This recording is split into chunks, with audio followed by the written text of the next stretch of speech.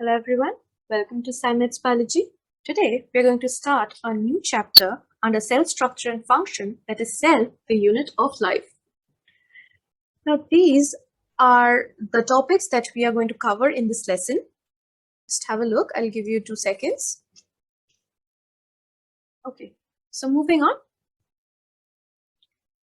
Now here we can see the definition of a cell. What is a cell? A cell is a fundamental unit of structure and function of all living organisms. Now here we can see 3 heavy words: fundamental, structure, and function.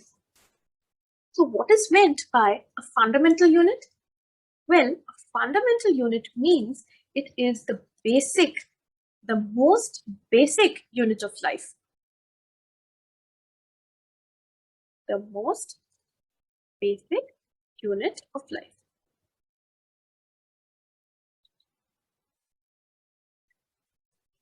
Now this basic unit of life means all living organisms, whether plants or animals, from microscopic to gigantic, everything living in this world is made up of cells. Yeah, that is why it is called the basic unit of life.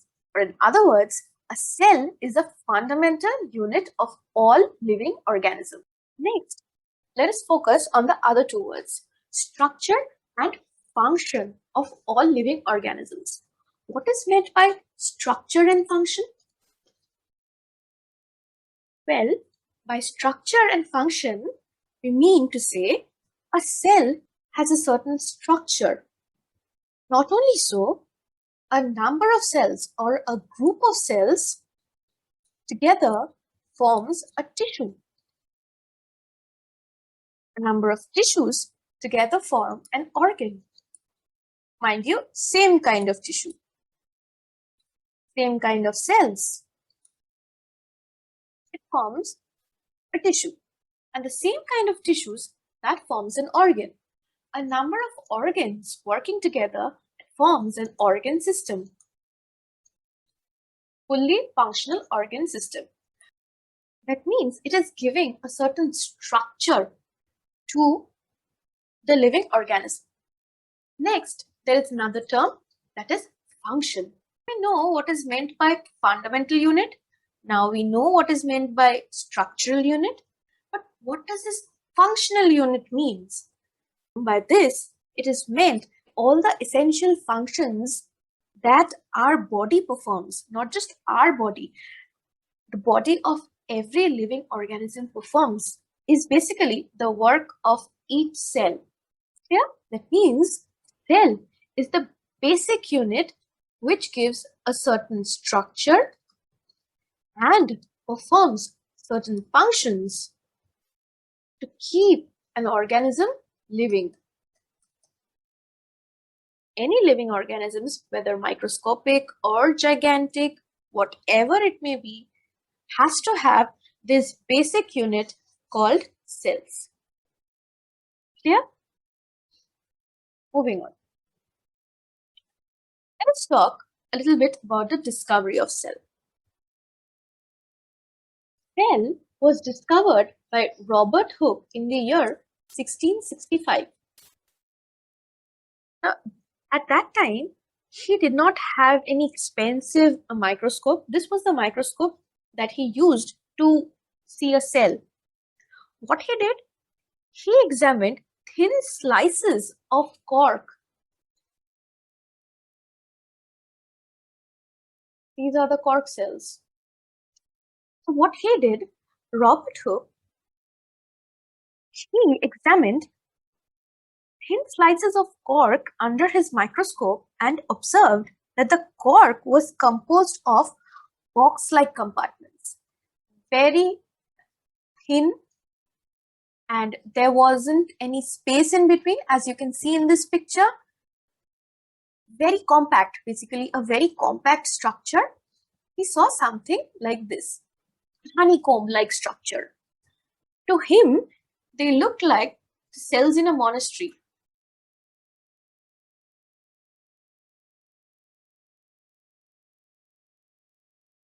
and that is why he called them cells. Now, the cells that Robert Hooke examined were all dead cells. And so, the inside of these cells were empty.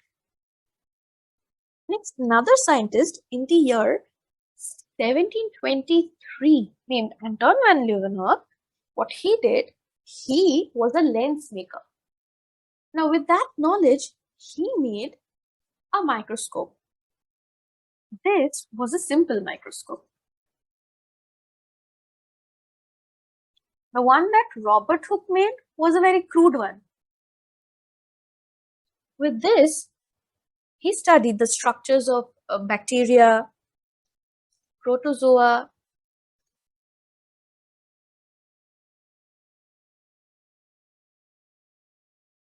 spermatozoa or sperm. Then he saw red blood cells, and so on.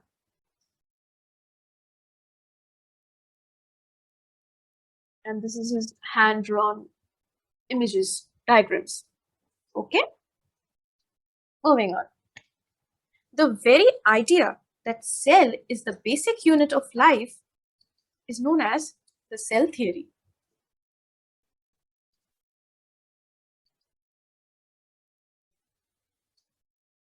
Or the cell doctrine.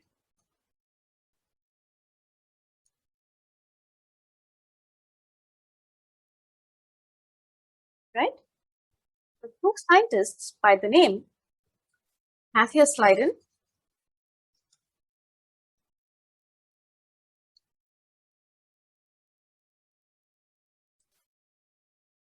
and Theodore Swan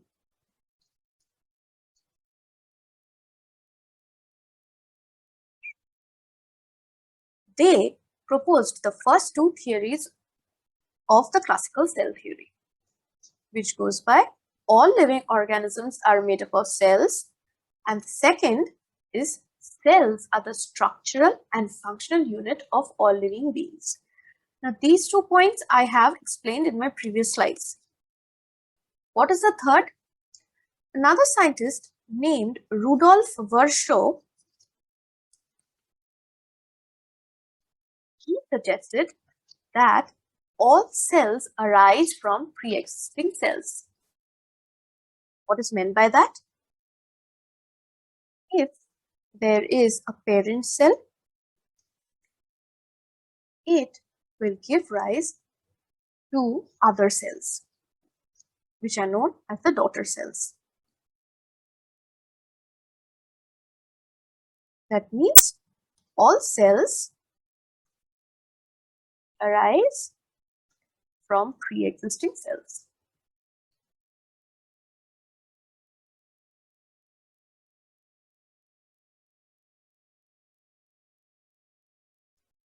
So far, everything was good. The cell theory enjoyed immense success and was at once adopted by all zoologists and botanists. But there were certain drawbacks to the cell theory. I'll mention a few important ones. Viruses cannot be explained through cell theory because viruses are non-living outside the body. As it enters a living body, it finds a suitable temperature for its reproduction and then it becomes living. That means non-living outside and living inside. Bacteria and blue-green algae do not have an organized nucleus. Sieve tubes and mature RBC lack nucleus, but the cell is surviving. How is that possible? That is not explained in the cell theory. Then, certain fungi, such as the rhizopus, they contain hyphae and are multinucleated. Like bacteria and blue-green algae did not have an organized nucleus. Viruses are non-living outside the body and living inside. Sieve tubes, mature RBC, they entirely lack nucleus. Certain fungi such as rhizopus, they contain hyphae and are multinucleated. Now, all of this are not explained properly in the cell theory. Owing to the drawbacks of the classical cell theory, certain points were added to the old theory. What are they? DNA is passed between cells during cell division. See, all cells arise from pre-existing cells. That means there has to be some mechanism, right, that is giving rise to other cells, and that is by cell division. The scientists added that DNA is passed between cells during cell division. What they are trying to say? That not only the cell divides, but the cell also passes on its DNA to its daughter cells, right? Point number 2 that was added, the cells of all organisms within a similar species are mostly the same, both structurally and chemically. That means the cells of the organisms of the same species are similar in composition, function, metabolic activities. Okay. Now the third point, energy flow occurs within cells. What is meant by energy flow occurs within cells? See, cells in a multicellular organism, not in multicellular organisms, like in all cells. If it is a single-celled organism, then it will interact with its environment. Maybe it will take water from outside, maybe it will take sunlight from outside. Also, it will excrete out materials from the body into the environment. So all this gives rise to a flow of energy. In multicellular organisms, the same thing happens. The cell interacts with its surroundings, maybe with other cells or with the fluid in the body. So there is a constant exchange of materials between cells, within cells, and with its environment. That is meant by energy flow occurs within cells. I hope up to this much is clear. If anybody has any doubts, please write it down in the comment section below, or you can send me an email. I'll put the links in the description box. And also I have a Telegram channel. You can join in and you can ask me questions there. I'll answer you personally. Next up, we're going to talk of a cell as a self-sustained unit. Okay. What is meant by that? Each living cell acts as an autonomous, independent unit and has its own lifespan. Each cell comprises of various organelles and they perform different functions such as, nutritive function, respiration. In short, all the basic activities required for living. In fact, in each cell, food molecules are oxidized to produce energy. That energy is utilized to synthesize complex molecules to build new structures and to replace the worn-out parts. As we can say that a cell is essentially a self-contained unit. Have you ever wondered why the cells present in the body of a mouse and that of an elephant are more or less the same size? This is where we learn about the surface to volume ratio. Consider a cube. See, this one is a cube. Let us consider a small cube. Now, in this cube, this height and this width is 1 millimeter. A cube has 6 sides. All the 6 sides are 1 millimeter. That means if we have to calculate the total surface area, what we have to do? We have to multiply the height, the width, the sides, and the number of boxes. Here we have 1 box, but we have 6 sides. So height is 1, into width is 1 into the sides is 6 into the number of boxes, that is 1, which gives your 6. Clear? Now, let us consider a cube with height 5 millimeter. This is the height. This is your width. That is also 5 millimeter. So here, what happens? Here, your height is 5 millimeter. Your width is 5 millimeter. Your sides, number of sides is 6 into the number of boxes, that is 1. So 6 5s are 30 and 30 into 5 is 150. Is it clear? What is happening here? Here, size is increasing. Now, for example, let us take an empty box whose height is, say, 5 centimeter, width is 5 centimeter, and I'm filling in the box with small cubes that has a height and width of 1 millimeter. Right? That means there is a box. Here is the empty box. Now I'm filling in this box smaller cubes with a height and width of 1 millimeter. All of them similar. Right? Like this.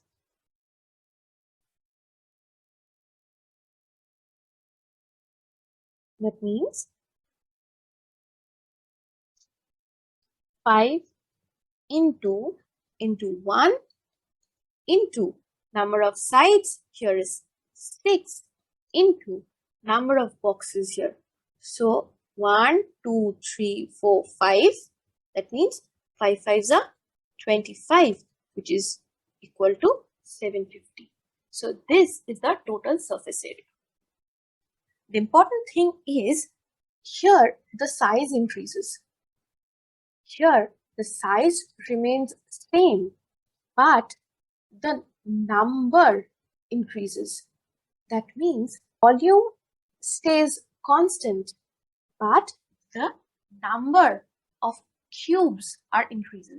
Similarly, in case of a cell, all metabolically active cells are small in size. Similarly, in case of a cell, if a cell is huge, it will have problems to interact with its environment. It will have difficulty in moving through small spaces. Also, its efficiency will decrease. So what are the points? Difficulty in movement, difficulty in metabolism, difficulty in interacting with surroundings. But if this very cell is, into smaller cells, a division of labor takes place. Secondly, the cells do not have difficulty in squeezing into small spaces. Thirdly, oxygen, important nutrients, are able to reach every part of the body. If anybody has any doubts in this part, please put down your questions in the comment section. I'll try to answer all of them to the best of my knowledge.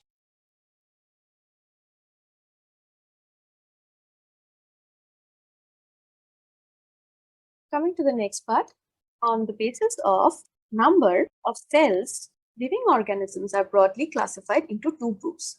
One, unicellular organisms, and two, multicellular organisms. Now let's look at the differences between unicellular and multicellular organisms.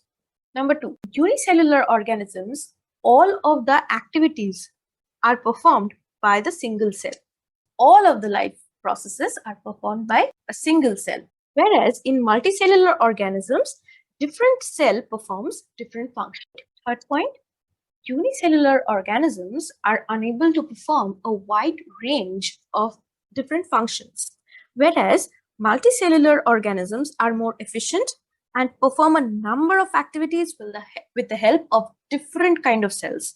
So the fourth point is unicellular organisms are easily susceptible to damage that can lead to the death of an organism, whereas multicellular organisms possess a great capacity of survival. And now that we know the differences between unicellular and multicellular organisms, clearly we can understand that multicellular organisms are at an advantageous position in terms of survival, in terms of metabolic activities. So let's look at what are the advantages of multicellularity. The first point would be reduction in workload. Reduction in workload. What does that mean? In multicellular organisms, the cells have lesser workload due to reduction in certain activities such as protection, movement. Number two, increased efficiency. Since the workload has been reduced, efficiency will, of course, increase. Next, size and shape. Next, size and shape. Now, different cells have different sizes and different shapes. For example, a nerve cell looks like this, RBC looks like this, whereas a WBC or a white blood cell, it looks like an amoeba. These are cells all present in human body. But look at the shapes. That shape is determined by the function they perform. That means nerve cells, their work is to transmit information from one part of the body to another. Look at the cell. They are the longest cell in the body. Look at red blood cells. Their function is to carry oxygen. See, their shape is round. Now, these are white blood cells. Its function is protection. Look at its shape. That means cell shape is determined by the function they perform. Because the cells are differently shaped, they are able to perform different functions better. This adds to the increased efficiency of the cell and also at the same time reduces the workload. Fourth point, in a multicellular organism, taking cue from the third point, we would say division of labor is a very essential feature of multicellularity. Like I already said, different cells perform different functions, and due to that, a division of labor takes place. The workload reduces. One cell is not forced to do everything all by itself. Fifth point, some cells die out, which is normal. Everything after a certain age dies out.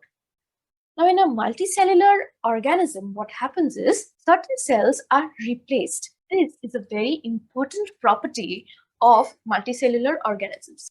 Coming to the last point. Okay, the last point is higher survival. Multicellular organisms have a higher survival rate. Because of the above mentioned points, I don't think I need to explain it again. And multicellular organisms, they have a longer lifespan. They don't die out easily.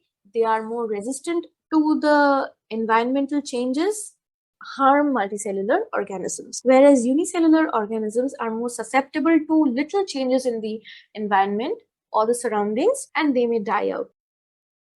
So that is it for today. Thank you for watching this video. In case you have any doubts regarding the lesson, you can ask me directly on Telegram or you can send me an email. I will leave the links in the description box. And in the next class, we'll be discussing about differences between prokaryotic and eukaryotic cells, plant cells and animal cells, and so on and so forth. So once again, thank you all for watching this video. See you in my next class.